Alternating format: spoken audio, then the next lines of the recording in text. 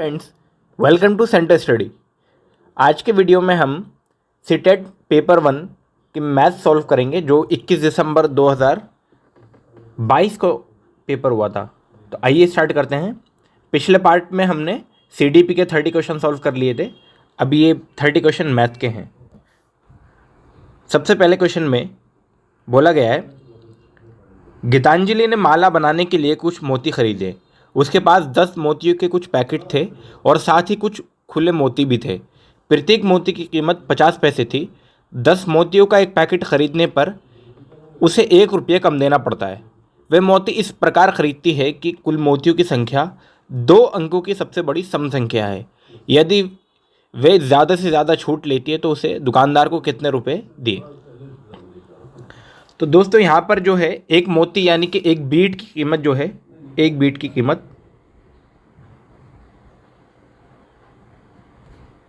आपको दी हुई है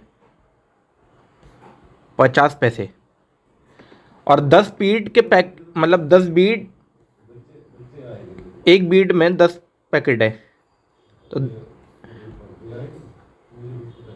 10 बीट जो है वो मिलके बना है एक पैकेट से, यानी कि एक पैकेट हो जाएगा जिसकी कीमत क्वेश्चन में गिवन है कि सिर्फ 4 रुपये है, यानी कि 1 रुपये का डिस्काउंट है वहाँ पे। अच्छा, लार्जेस्ट 2 डिजिट इवन नंबर यानी कि सम संख्या आपको पता है लार्जेस्ट 2 डिजिट नंबर क्या होता है आपका, वो होता है 98। लार्जेस्ट 2 डिजिट इवन नंबर आपको पता है 98 होता है। तो बस 98 रुपये आप यहाँ से देख पा रहे हैं कि उसने 9 पैकेट खरीदे, यानी कि 98 का मतलब 9 + 8। इस तरीके से हम इसको तोड़ देंगे तो कितने, 98 का मतलब 9 × 4, 9 पैकेट कंप्लीट हो जाएंगे, 36 रुपये के हो जाएंगे। और बचे हुए खुले 8 मोती जो हैं वो उसको एज इट इज़ मिलेंगे। तो 8 मोती जो है वो कितने का आएंगे, 50 पैसे के हिसाब से लगा लो कितने का आएंगे, 8 × 5 = 40, 36 और 4 को जोड़ेंगे तो ये आ जाएगा 40। तो टोटल 40 रुपये उसको देने पड़ेंगे। इसीलिए इसका जो करेक्ट ऑप्शन होगा दोस्तों वो ऑप्शन नंबर 4 हो जाएगा, 40। अब बढ़ेंगे क्वेश्चन नंबर 32 की तरफ। When a number is divisible by 0, the resultant is। जब एक नंबर को 0 से डिवाइड किया जाता है तो रिजल्टेंट क्या होता है। जब किसी संख्या को 0 से विभाजित किया जाता है तो परिणाम मिलता है। अब क्या मिलता है ये आप देखेंगे। किसी भी नंबर को अगर आप 0 से डिवाइड करोगे तो वह आता है इन्फिनिटी, या जिसको हम कहते हैं कैन नॉट बी डिटरमाइन, या ज्ञात नहीं किया जा सकता है। तो इसीलिए इसका जो करेक्ट ऑप्शन होगा दोस्तों ऑप्शन नंबर 4 हो जाएगा, ज्ञात नहीं किया जा सकता है। Question number 33, find the difference between the largest and smallest 4 digit number form by 0, 1, 4 and 7 without repeating the digit using all of them at a time. अंक 0, 1, 4 और 7 को बिना दोहराए यदि एक साथ प्रयोग किया जाए तो उससे बनने वाली 4 अंकों की सबसे बड़ी और सबसे छोटी संख्या का अंतर ज्ञात कीजिए। तो सब 4 नंबर आपको दिए हुए हैं, 0, 0, 1, 4 और 1 के साथ। सबसे बड़ी संख्या जो होगी, सबसे पहले दोस्तों सबसे बड़ा नंबर, उसके बाद उससे छोटा, फिर उससे छोटा, फिर उससे छोटा, ये बन जाएगी सबसे छोटी संख्या 4 नंबर 4 डिजिट की। और सबसे छोटी क्या होगी, देखो 0 तो नहीं होगी, क्योंकि अगर 0 होगी तो इसका मतलब वो सिर्फ 3 डिजिट हो जाएगा, तो इसलिए हम 0 तो नहीं ले सकते। तो सबसे छोटी में आप लेंगे पहले 1, उसके बाद 0, उसके बाद 4, फिर 7, और इन दोनों का डिफरेंस कर लोगे तो डिफरेंस आएगा आपके पास 3, 6, 3, 6। तो 6, 3, 6, 3, यानी कि ऑप्शन नंबर 1 इसका करेक्ट हो जाएगा माइनस करने के बाद। अब बढ़ेंगे क्वेश्चन नंबर 34 में। Find the difference between the largest and smallest fraction amongst the following fraction, यानी कि हमें डिफरेंस बताना है बड़े और सबसे छोटे फ्रैक्शन के बीच में। तो दोस्तों इसका सबसे इजी तरीका ये है कि जितने भी फ्रैक्शन आपको दिए हैं आप उन सब का एलसीएम ले लो। जब आप एलसीएम लोगे तो एलसीएम होने के बाद आपके पास पता चलेगा कि 4, 2, 4, 3, 5, 6 का एलसीएम आ जाएगा आपके पास 60। तो 3/4 को 60 से मल्टीप्लाई कर दोगे पहले फ्रैक्शन को, फिर दूसरे फ्रैक्शन को भी मल्टीप्लाई कर लोगे 60 से, और तीसरे फ्रैक्शन को भी, चौथे फ्रैक्शन को भी, पांचवे को भी, और फिर लास्ट में यानी कि 5/6 को भी 60 से मल्टीप्लाई कर दोगे। जब इसको सॉल्व करोगे तो आपके पास आएगा यहाँ पे पहला फ्रैक्शन जो था वो निकल कर आएगा आपके पास 45, अगला आ जाएगा 30, फिर आएगा आपके पास 15, और फिर आएगा 40, और फिर आएगा 36, और फिर लास्ट में आएगा आपके पास 50। तो आप देख पा रहे हैं दोस्तों यहाँ पर कि सबसे बड़ा जो है 50 नंबर है और सबसे छोटा जो है आपके पास 15, यानी कि थर्ड फ्रैक्शन 1/4 सबसे छोटा फ्रैक्शन है और 5/6 सबसे बड़ा फ्रैक्शन है। तो इन दोनों का डिफरेंस फाइंड करना था। डिफरेंस फाइंड कर लेते हैं 5/6 और 1/4। जब इन दोनों का आप एलसीएम लोगे तो 12 एलसीएम आपके पास आ जाएगा। 12 एलसीएम आपने ले लिया, यह आ जाएगा 10 और यह आ जाएगा माइनस। तो माइनस करोगे तो कितना आएगा 7/12। तो 7/12 इसका सही ऑप्शन हो जाएगा, जो कि ऑप्शन नंबर आपका 4 है। अब बढ़ेंगे क्वेश्चन नंबर 35 में। The price of fruit per KG are given below. Mango के प्राइस दे रखे हैं, एप्पल के भी, वाटरमेलन के भी, ग्रेप्स के भी। Sneha bought 3/2 gram watermelon, 2 kg mangoes, 1.5 kg apple, 3 kg grapes. She gave ₹2000 note to be shopkeeper. How much did she get back? अब इसके अकॉर्डिंगली हम इसके प्राइस के अकॉर्डिंग लगाते रहेंगे। 3.5 kg का जो प्राइस है वाटरमेलन का, वो वाटरमेलन का प्राइस है ₹22.5, प्लस कर लेंगे 2 kg मैंगोज, और मैंगोज का प्राइस था आपके पास ₹80.60। अगला फिर 1.5 kg उसने क्या ख़रीदे, 1.5 kg एप्पल ख़रीदे, और एप्पल का प्राइस आपके पास था ₹120.05। फिर प्लस कर लेंगे 3/4 ग्रैप्स थे, 3/4, और ग्रैप्स का प्राइस आपको गिवन था ₹110.40। इन सब की मल्टीप्लिकेशन करेंगे, और मल्टीप्लिकेशन होने के बाद जब आप प्लस कर लेंगे तो टोटल आएगा आपके पास निकल कर 503.5। 2,000 रुपये का नोट उसने दिया था, तो बचे कितने रुपए, लेफ्ट कितना हुआ, 2,000 में से इतना माइनस करोगे तो आपके पास निकल के आएगा 146.5, जो कि आपका ऑप्शन नंबर जो है सेकंड है। तो ऑप्शन नंबर सेकंड इसका करेक्ट हो जाएगा। Question number 36। On the Independence Day teacher conduct chalk piece picking competition. ठीक है, the student have to pick as many chalk within a given time. Hina, Leena, Beena, Biju and Migi were the top 5 student. Hina has more chalk than Migi, यानी कि हिना के पास मिगी से ज़्यादा chalk है। तो स्टेटमेंट के अकॉर्डिंग हम इसको बनाते रहेंगे। हिना के पास मिगी से ज़्यादा है, यानी कि हिना को H और मिगी को हम M ले रहे हैं, तो हिना के पास ज़्यादा है और मिगी के पास कम है। अगला स्टेटमेंट है Migi can not collect more than chalk than that of Beena, यानी कि जो मिगी है वो बीना से ज़्यादा कलेक्ट नहीं कर पाई, यानी बीना के पास ज़्यादा है, इसका मतलब तो ये हो गया। तो बीना के पास भी मिगी से ज़्यादा है।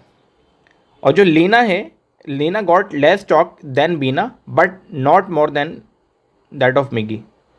और थर्ड स्टेटमेंट जो है आपके पास वो ये है कि बीना जो है, Leena got less chalk that than Meena, that Beena, Beena तो बीना के पास ज़्यादा है, लीना के पास कम है, लेकिन वो ये कह रहा है मीना से ज़्यादा है, मीना से ज़्यादा है। Biju is the winner but Hina is not the second position. और जो बिजू है, बिजू जो है वो बीना से ज़्यादा लाया है, यानी कि Biju is the winner but Hina is not the second position. Hina second position पे नहीं है। अब हिना सेकेंड पोजिशन पे नहीं है, इसका मतलब क्या होगा दोस्तों कि हिना नहीं है तो फिर कौन होगा? आप यहाँ से देख पा रहे हैं बीना, लीना या मीना, और दैट मीन्स बीना। तो बीना जो होगी वो सेकंड पोजीशन पे होगी। ऑप्शन नंबर सेकंड इसका करेक्ट हो जाएगा दोस्तों। अब बढ़ेंगे क्वेश्चन नंबर 37 में। How many decimal number are between 0.5 and 0.50 and 0.70? तो इसके बीच में हम कितने डेसिमल नंबर को फाइंड कर सकते हैं? 20, 19, 1 या इनफाइनाइट। तो ऐसे केस में आपको दोस्तों मालूम ही है कि किसी भी नंबर के बीच में इनफाइनाइटली मैनी नंबर होते हैं, यानी कि अनंत तक होते हैं। तो ऑप्शन नंबर 4 इसका, यानी कि इनफाइनाइट, इसका करेक्ट ऑप्शन हो जाएगा, असंख्य। फिर बढ़ेंगे क्वेश्चन नंबर 38 की तरफ। For a triangle A B C read the following statement. In a triangle A B, angle B is of 90 degree and its area is same as area of rectangle having side 6 centimetre and 4 centimetre. Second statement है the difference between hypotenuse and base is 6 centimetre and hypotenuse and perpendicular is 3 centimetre. Select the correct option for measuring the hypotenuse of the triangle A B C. तो दोस्तों यहाँ पर एक triangle है ए B सी, जिसका angle जो B है वो 90 डिग्री है। अब दूसरी स्टेटमेंट जब आप पढ़ोगे, दोस्तों, तो यहाँ से आपको पता चला the difference between hypotenuse and base is 6 centimetre. यानी अगर हाइपोटेनियस x है तो आपका बेस हो जाएगा x माइनस 6, क्योंकि दोनों का डिफरेंस 6 सेंटीमीटर है। एंड परपेंडिकुलर इज 3, परपेंडिकुलर 3 है। तो फिर आपको पता चल रहा है कि इसी मतलब सेकंड स्टेटमेंट से ही x की वैल्यू यानी कि हाइपोटेनियस आप फाइंड कर सकते हैं, जिसको हम इसीलिए स्टेटमेंट 1 की कोई ज़रूरत नहीं है, कोई सफिशेंट नहीं है। तो यहाँ पर जो आपका करेक्ट ऑप्शन होगा वो ऑप्शन नंबर सेकंड हो जाएगा कि data in only statement 2 is sufficient to answer the question. आपको आंसर किस चीज़ का बताना है? हाइपोटेनियस निकालना है, तो हाइपोटेनियस सेकंड स्टेटमेंट से भी आ जाएगा, स्टेटमेंट 1 की कोई ज़रूरत नहीं है।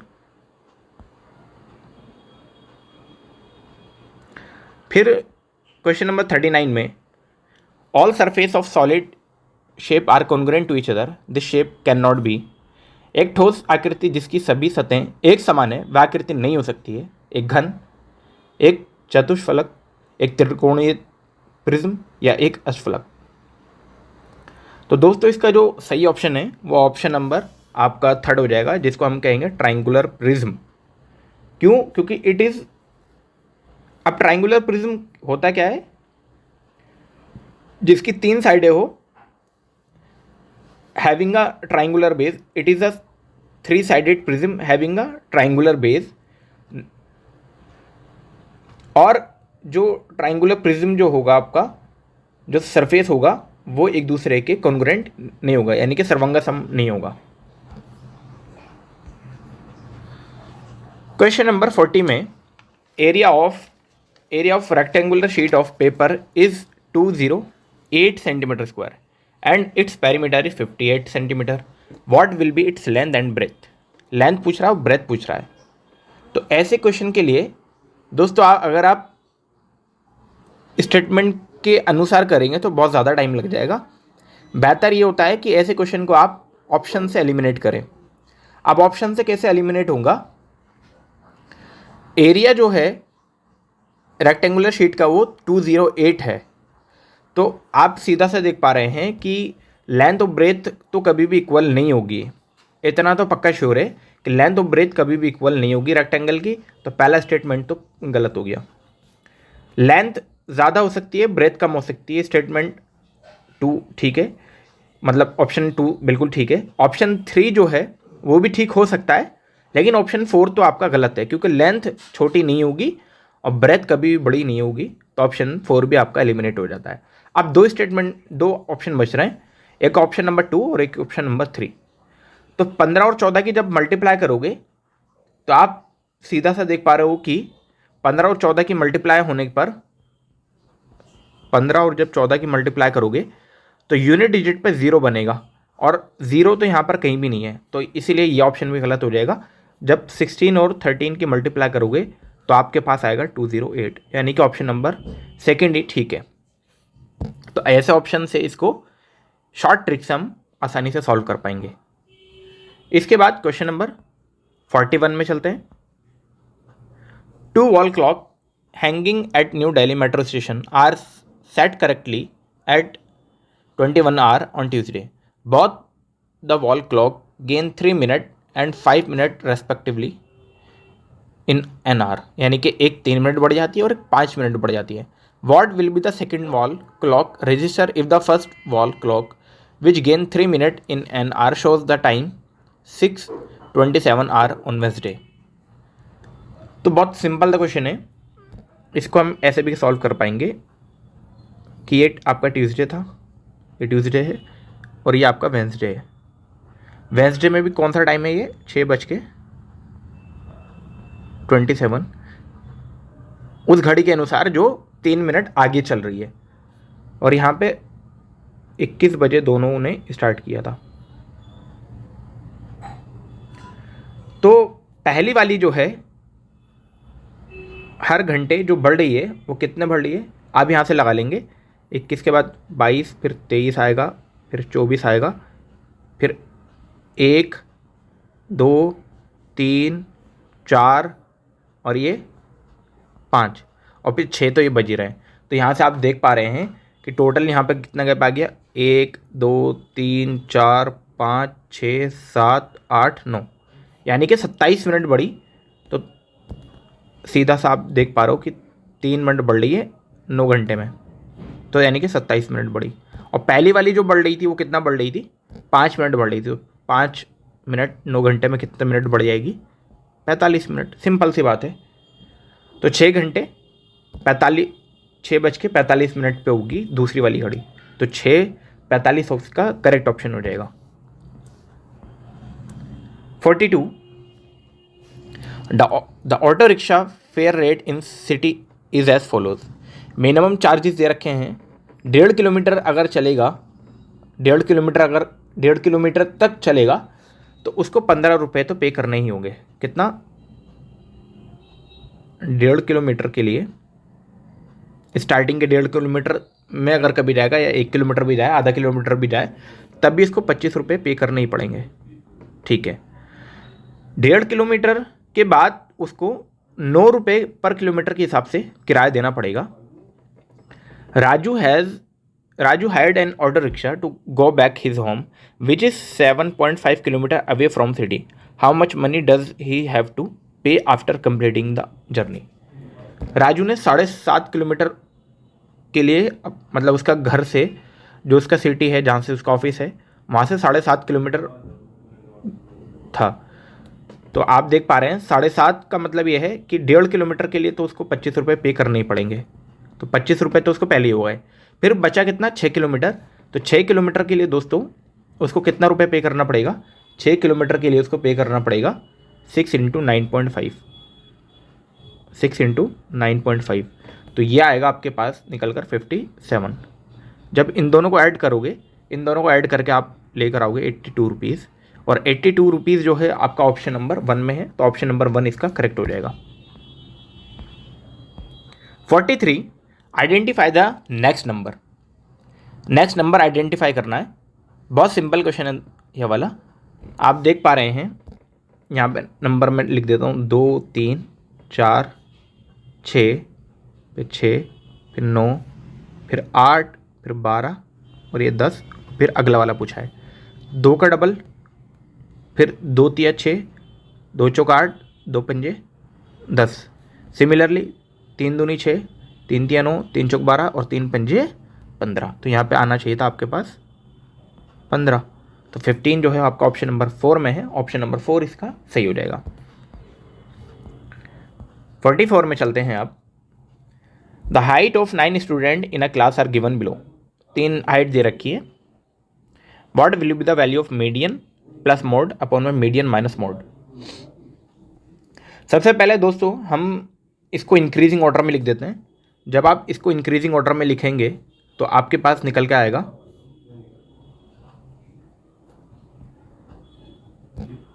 124, 124, 124, 126, 128, 128, 130,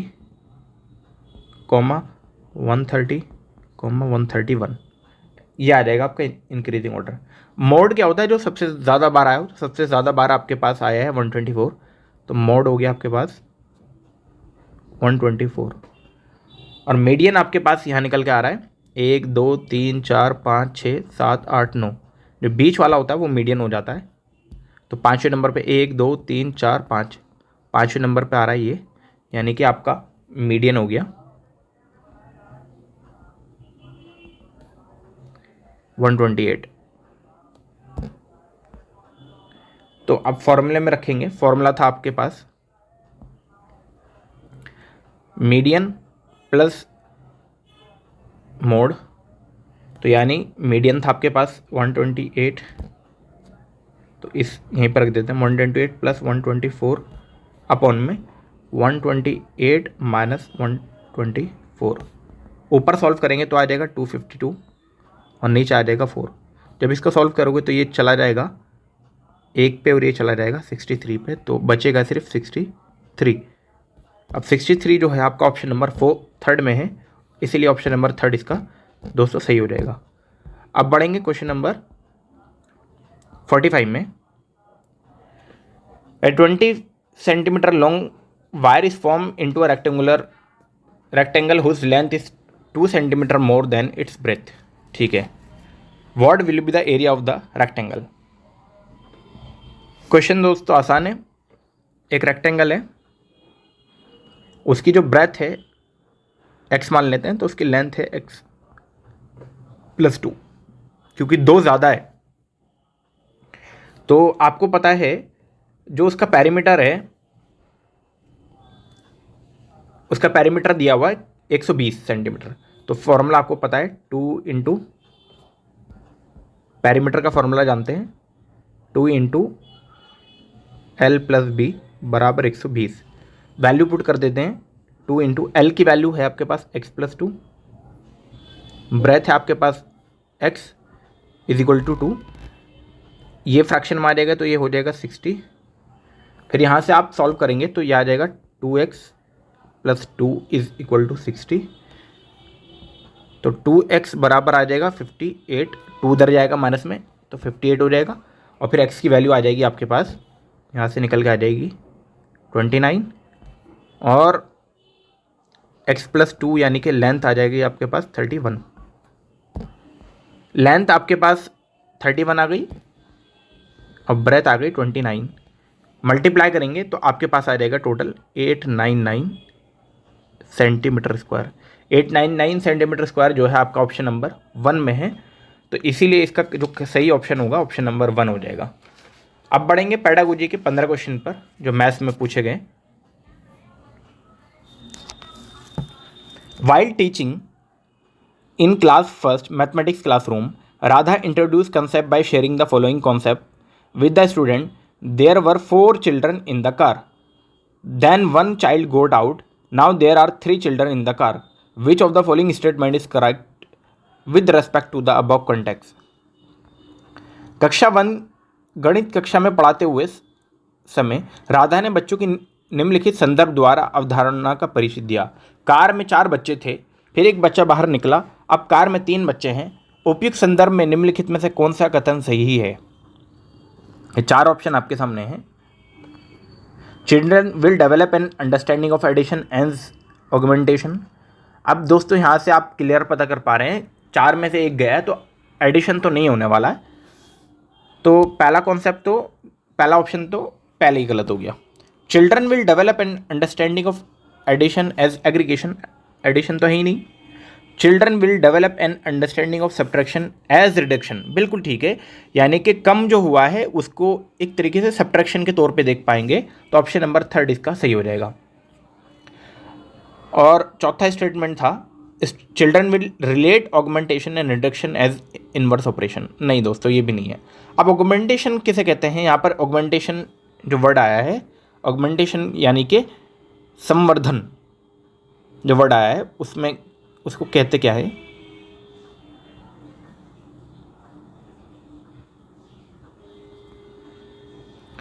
जहां पर कोई क्वांटिटी इंक्रीज हो कुछ अमाउंट में और हमें बढ़ी हुई वैल्यू प्राप्त हो, उसे कहते हैं हम ऑगमेंटेशन। एग्रीगेशन क्या होता है, जब कोई 2 या 2 से ज़्यादा क्वांटिटीज़ को हम एक सिंगल क्वांटिटी बनाते हैं तो उसको कहते हैं हम एग्रीगेशन। जैसे एग्जाम्पल हो सकता है पैसे, 1-1 रुपये के सिक्के हमने दुकानदार को दिए 10 सिक्के, और उसके बदले हमने उससे एक नोट ले लिया 10 रुपये का, तो वो एग्रीगेशन कहलाएगा जब 2 या 2 से ज़्यादा क्वांटिटी को एक सिंगल क्वांटिटी के रूप में कन्वर्ट कर दिया है। 10 रुपये का सिंगल नोट मिलेगा आपको और सिक्के में 10 रुपये के 10 सिक्के मिलेंगे। 47 formative assessment in mathematics eight primary stage include. प्राथमिक स्तर पर गणित में रचनात्मक मूल्यांकन में शामिल हैं। 4 ऑप्शन आपके सामने ये है। Identify of common error in mathematics, identification of gap in mathematics learning and improving pedagogy, grading and ranking the student, या टेस्टिंग प्रोसीजर नॉलेज। अब दोस्तों हम करते क्या हैं, जो फॉर्मेटिव असेसमेंट हम करते हैं वो गैप फाइंड करने के लिए करते हैं, स्टूडेंट के बीच में कहाँ गैप आ रहा है मैथमेटिक्स सीखने में। तो ऑप्शन नंबर जो इसका सेकंड होगा वो करेक्ट हो जाएगा आपका।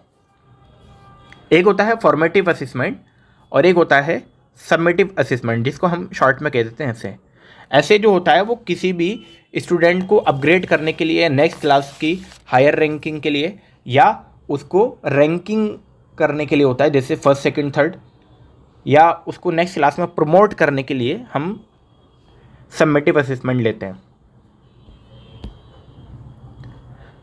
Which among the following is not a feature of deductive method of teaching mathematics? निम्न में से कौन सा गणित पढ़ाने के लिए निगमनात्मक विधि का लक्षण नहीं है। अब डिडक्टिव मेथड कौन सा नहीं है, हमें ये फाइंड करना है।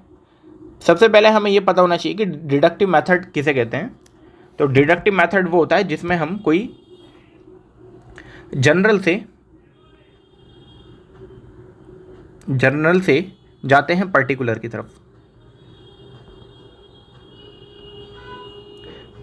तरफ, या एब्स्ट्रैक्ट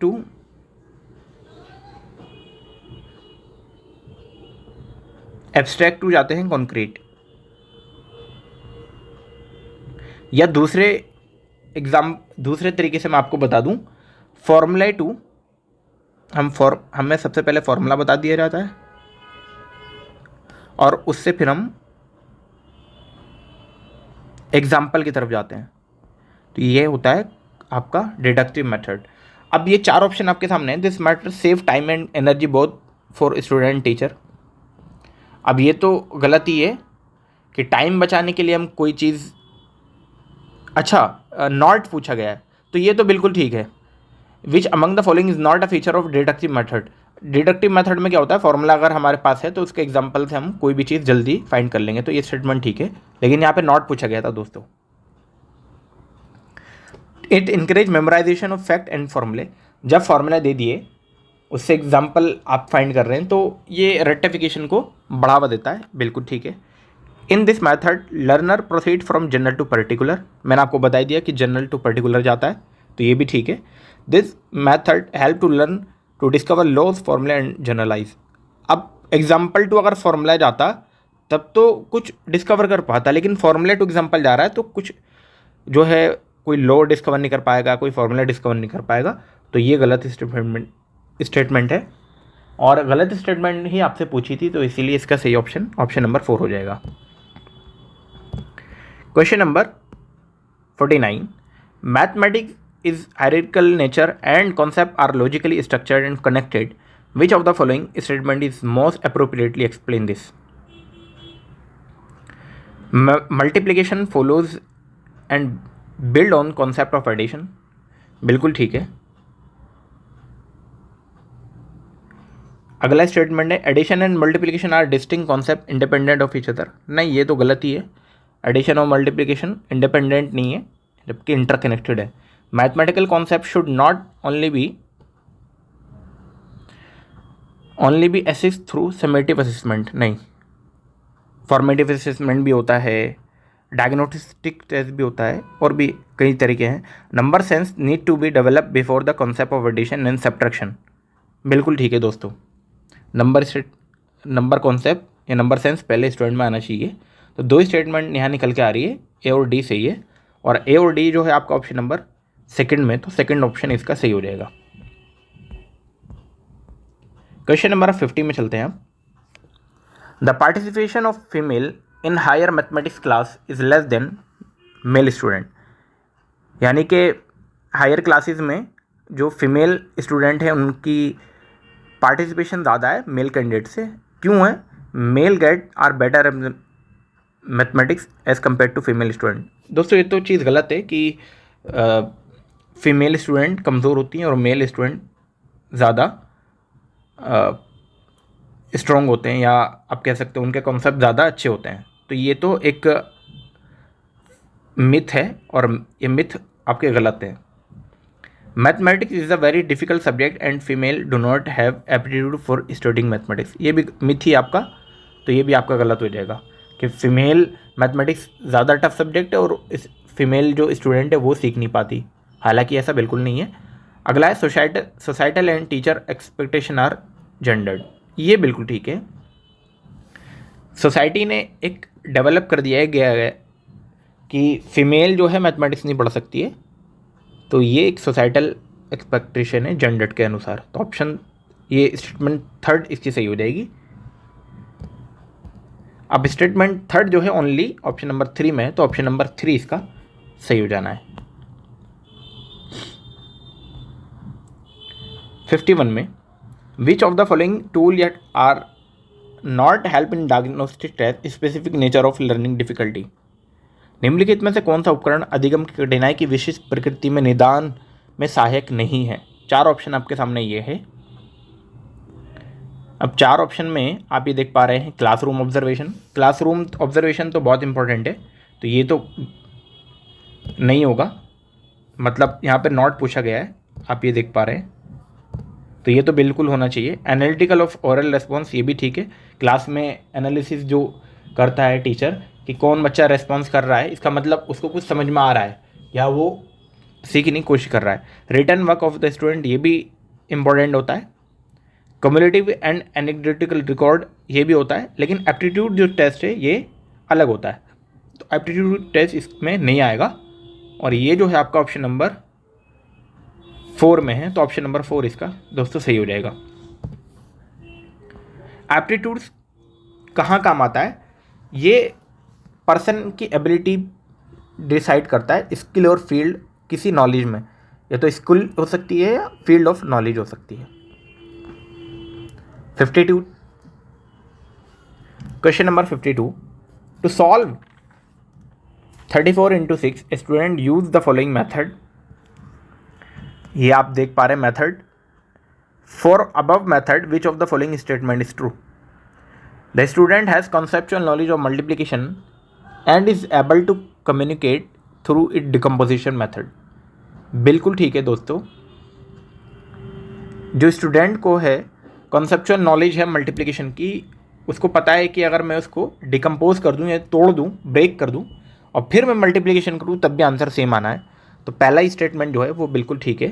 तो ऑप्शन नंबर 1 इसका दोस्तों सही हो जाएगा। अब 53 में चलते हैं। Which of the following skills are associated with the teaching of shapes, space and measure in mathematics. निम्नलिखित में से कौन सी कौशल गणित में आकार, द्विस्थापन और माप के शिक्षण से जुड़े हैं। ये 4 ऑप्शन आपके सामने हैं, 4 स्टेटमेंट, और 4 स्टेटमेंट के बाद आपका ऑप्शन है discovering symmetries and acquiring sense of aesthetic, quantisation, associating number which concept like area, perimeter etcetera, या promoting early numeracy among learner. आखिरी ऑप्शन है integrating mathematics with science only. Science only जहाँ पे आ गया इसका मतलब वो तो गलत है, ये स्टेटमेंट तो बिल्कुल 100% गलत हो जानी है। जहाँ पे भी ज़्यादातर ओनली वर्ड आ जाते हैं वहाँ पे कोई पर्टिकुलर कर दिया जाता है, कोई फिक्स कर दिया जाता है, जबकि फिक्स नहीं होता है। मैथमेटिक्स और भी जगह यूज़ होती है, आपका ज्योग्राफी में होता है, सोशल साइंस में आप जहाँ बात कर रहे हैं, साथ ही साथ अदर सब्जेक्ट में भी मैथमेटिक्स का बहुत इंपॉर्टेंस है। पहला स्टेटमेंट जो था वो दोस्तों बिल्कुल ठीक था, discovering symmetries and acquiring sense of aesthetics, और जो दूसरा स्टेटमेंट है वो भी ठीक है, लेकिन प्रोमोटिंग अर्ली न्यूमेरेसी वो भी किसके ज़रिए, आपका शेप्स के ज़रिए, स्पेस के ज़रिए, ये गलत है। तो पहला और दूसरा सही है, पहला दूसरा आपका ऑप्शन नंबर 2 में मिल पा रहा है, तो ऑप्शन नंबर 2 इसका सही हो जाएगा। 54 the phrase mathematics learning being begin at home means. सुक्ति गणित अधिगम का प्रारंभ घर से होता है का अर्थ है, 4 ऑप्शन आपके सामने ये है। Parent are responsible for teaching mathematics to their children, नहीं पेरेंट तो नहीं होते रेस्पॉन्सिबल, तो ये तो गलत हो जाएगा। Plenty of learning resource are available at home and its environment which can be use effectively for learning mathematics, बिल्कुल सही दोस्तों। बहुत सारे सोर्स या बहुत सारे रिसोर्स ऐसे होते हैं जो आपके घर में मौजूद होते हैं, जिससे मैथमेटिक्स सीखने में या सिखाने में बच्चों की हेल्प हो सकती है। शेप्स होती हैं, आपके पास चेयर्स होती हैं जिनका शेप्स होता है, आपके पास बेड होता है, और भी बहुत सारी शेप्स होती हैं, गेट होता है आपके पास जो कि क्यूबॉइड शेप का हो गया, तो वो शेप्स आपकी बता सकते हैं और भी बच्चे उससे सीख पाते हैं। तो ऑप्शन नंबर 2 इसका दोस्तों सही हो जाएगा। 55 when asked to solve what problem children often comment if you tell me which operate use I will solve it. यानी कि बच्चा ये कह रहा है कि अगर आप ये बता दो कि कौन सा ऑपरेशन इसमें यूज़ होगा या कौन सा प्लस माइनस मल्टीप्लिकेशन या सब्ट्रैक्शन क्या यूज़ होगा, मैं इसको सॉल्व कर लूँगा। What is the possible reason for such a response. अब ये रेस्पॉन्स क्यों आया बच्चे का, वो खुद क्यों नहीं बता कर पाया कि इसमें आपको प्लस लगाना है, एडिशन लगाना है, सब्ट्रैक्शन करना है, मल्टीप्लिकेशन करना है या डिवीज़न करना है। अब ऐसा इसलिए है क्योंकि वो जो वर्ड प्रॉब्लम है बच्चे उसको नहीं समझ पा रहा है कि वर्ड प्रॉब्लम में एक्चुअली क्या कह रहा है। अब ये जो है आपका ऑप्शन नंबर 3 में मिल पा रहा है कि चिल्ड्रन जो है लैक कॉम्प्रीहेंशन स्किल है, लैक कॉम्प्रीहेंशन स्किल्स बच्चे के अंदर मौजूद है, जिसको हम कहेंगे बच्चों में परिज्ञान की कौशल की कमी होती है इसलिए।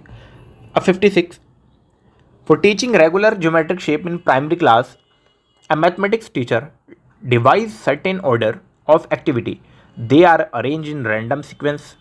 Student exploring to specific characteristic of different shapes. Students drawing 2D shapes of object in their surroundings. Students are given cutout of different shapes and asked to recognize similar looking object from their surroundings. और चौथी statement है student are able to classify shapes according to their characteristics and names. तो अब हमें इसमें बताना है, तो सबसे पहले क्या देगा, सबसे पहले स्टूडेंट आर गिवन कटआउट, सबसे पहले स्टूडेंट को कटआउट दिए जाएंगे, तो पहली स्टेटमेंट हो गई सी, उसके बाद बी, उसके बाद ए और फिर लास्ट में डी, ये होगी सी बी ए डी, और ये आपको ऑप्शन नंबर 2 में मिल पा रही है। 57 for teaching addition of number to class second student, a teacher has organize an activity using coloured bead. Coloured bead के जरिए वो एक्टिविटी बना रहे हैं। This activity will have to develop amongst the student following estimation. अब दोस्तों यहाँ पर एस्टिमेशन कैसे हो पाएगा बताओ? एस्टिमेट थोड़ी ना कर रहा है। विजुअलाइजेशन बिल्कुल ठीक है, विजुअलाइजेशन होगा और रिप्रेजेंटेशन भी होगा। तो ये बी और सी बिल्कुल ठीक है। ऑप्शन बी और सी जो है ऑप्शन नंबर थर्ड में है, तो ऑप्शन नंबर थर्ड इसका सही हो जाना है। प्रदर्शन और दृश्यकरण होगा। 58 for subtraction for subtraction problem 83 - 56 few student having given answer as 33।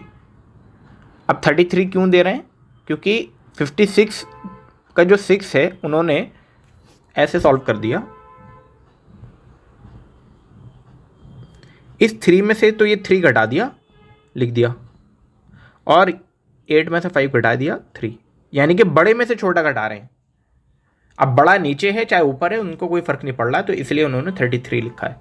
What is the most appropriate strategy for subtracting the student error? अब क्या होगा? तो इसमें सिर्फ यही हो सकता है कि आप कॉन्सेप्ट को दोबारा से बच्चों को बताएं कि उन्होंने कहाँ गलती की है। तो provide similar type of problem for practice, नहीं, अगर दोबारा दे दी तो दोबारा वही मिस्टेक करेंगे। Ask student to solve problem once again and recheck their answer. अब जब उनको कॉन्सेप्ट ही नहीं पता है तो वो तो कितनी बार भी कर लें या चेक कर लें, उनका आंसर हमेशा 33 आना है, क्योंकि उन्हें तो ये मालूम है कि बड़े में से छोटा घटाना है। अब बड़े में से चाहे छोटा आपका यहाँ से घटाए चाहे यहाँ से घटाए, उनको ऐसा पता है।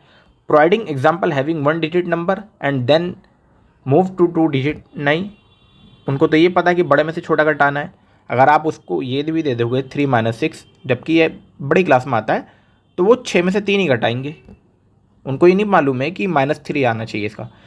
Revisiting the concept of place value to build and understanding of regrouping of children, ये सही है दोस्तों, यानी कि उनको दोबारा से पढ़ाएंगे, उनको दोबारा से बिल्ड करवाएंगे कॉन्सेप्ट वैल्यू को। 59 इस वीडियो का second last question, which among the following is या are most appropriate for introducing the topic comparison of size of different object in class first. कक्षा 1 में प्रकरण भिन्न पदार्थों की मापों की तुलना का परिचय देने के लिए निम्नलिखित में से कौन सा अत्यधिक उपयुक्त है? 4 स्टेटमेंट आपके सामने ये है। Observe different object and compare, बिल्कुल ठीक है दोस्तों। साइज एंड कंपेयर में observe different object and compare कराना, उनके अलग अलग ऑब्जेक्ट को ऑब्जर्व करवाना, ये बिल्कुल ठीक है। Measure using non standard unit and compare, नहीं, फर्स्ट क्लास के बच्चों को हम नहीं बताएंगे ये। Measuring using standard unit and compare, ये भी नहीं। Superimpose the object and compare, यानी कि एक ऑब्जेक्ट को दूसरे ऑब्जेक्ट के ऊपर रख के देखना और फिर पता करना कि कौन सा बड़ा है। जैसे आपके पास 2 रेक्टेंगल शेप थी, तो बच्चों को कहेंगे कि बड़े छोटी वाली को बड़े के ऊपर रखो, फिर देखो कौन सा बड़ा है। तो ये बिल्कुल ठीक है। तो आपका ऑप्शन नंबर इसमें जो है 4 ठीक हो जाएगा। पहली और चौथी स्टेटमेंट बिल्कुल ठीक है। फर्स्ट क्लास के बच्चे के लिए बात कर रहे हैं ना यहाँ पर। वीडियो के लास्ट क्वेश्चन में चलते हैं। अगर आपको इस क्वेश्चन पेपर का PDF चाहिए तो आपको हमारे टेलीग्राम पर मिल जाएगा, जिसका लिंक आपको हमारे डिस्क्रिप्शन बॉक्स में मिल जाएगा। Which among the following is are correct? Developmental of mental competition skill among primary children need to be encouraged. The only way to improve the mental competition skills is through drill and practice. Mental computation skill encourage the use of formal and informal strategy to solve a problem. निम्नलिखित में से कौन सा सही है? प्राथमिक कक्षा के छात्रों को में मानसिक परिकलन कौशल विकास के को प्रोत्साहित दिया जाना चाहिए, बिल्कुल ठीक है दोस्तों। केवल ड्रिल, केवल आ गया दोस्तों, यानी कि ओनली ड्रिल के ज़रिए और अभ्यास के ज़रिए कौशल को सिखाया जा सकता है, बिल्कुल नहीं। और भी स्ट्रेटेजी है जिनसे सिखाया जा सकता है। तो ओनली, मैंने अभी बताया था कि ओनली जहाँ पे भी आ जाए तो वो ज़्यादा 95% क्वेश्चन वो गलत हो जाता है। मानसिक परिकलन और कौशल प्रश्न को हल करने के लिए औपचारिक और अनौपचारिक रणनीतियों को प्रयोग प्रोत्साहित करता है, बिल्कुल ठीक है ये, यानी कि ऑप्शन नंबर आपका जो है पहला भी स्टेटमेंट ठीक है और लास्ट वाला ठीक है, ए एंड सी। और ए एंड सी जो मिल रहा है दोस्तों आपका ऑप्शन नंबर फर्स्ट में मिल रहा है, तो ऑप्शन नंबर 1 इसका ठीक हो जाएगा। अच्छा, मेंटल कंपटीशन कहते हैं किसको है, पहले इसकी बात कर लेते हैं। मेंटल कंपटीशन वो होती है बिना किसी पेपर या कैलकुलेटर पर किए बिना अगर आप अपना दिमाग लगाओ और प्रॉब्लम सोल्व कर दो, या तो एक्यूरेट कर दो या अप्रोक्सीमेट आंसर निकाल दो, उसे कहेंगे हम मेंटल कंपटीशन। जैसे गली के शॉपकीपर या स्ट्रीट वेंडर इस टेक्निक का इस्तेमाल करते हैं। इस टेक्निक को क्लास में इनकरेज बिल्कुल किया जाना चाहिए, जो आप मेंटल कंपटीशन होता है, तो कभी भी डिस्करेज नहीं करना चाहिए। तो यहाँ पर लिखा हुआ भी है पहले स्टेटमेंट में।